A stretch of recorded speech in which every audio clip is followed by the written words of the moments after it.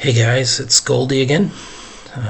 Someone requested that I do a short video on how the Rule 5 works in game. So here we go. So basically what you want to do is you want to come up here to ABL and click Rule 5 Draft.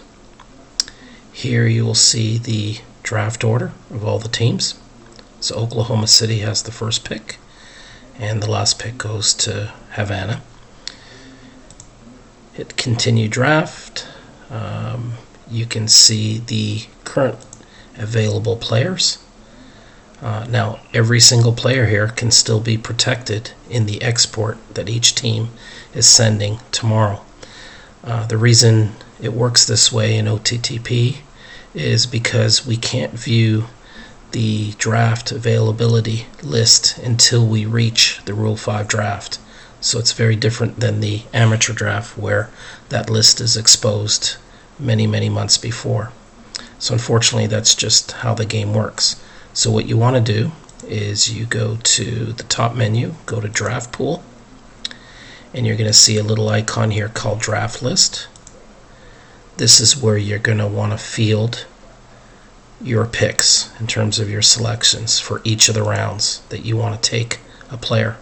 So for instance, if you wanted George Fortin, you just move them over just like that, and you can drag them off. To determine how many picks you get, it'll depend on how many open spots you have on your secondary roster. So right now Maple has 31 of 40. That leaves me eligible for 9 Rule 5 picks. Now the catch with Rule 5 is if you do, or you're able to pick up a player, they go on your active roster. They have to stay on the active roster for the entire year. If you try to move them off the roster, they will return back to the original team. How do you determine your Rule 5 eligible players?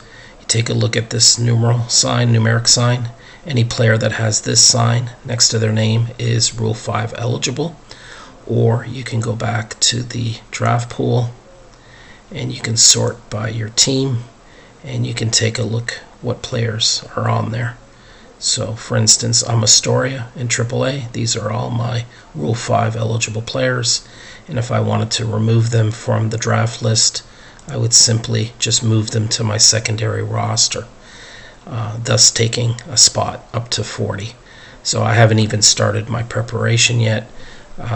So probably there'll be some players I'll add here to protect them, to keep them, and then I may want to look to see what the quality is of the available players to see if they'd even make my roster here, which is a 26-man roster.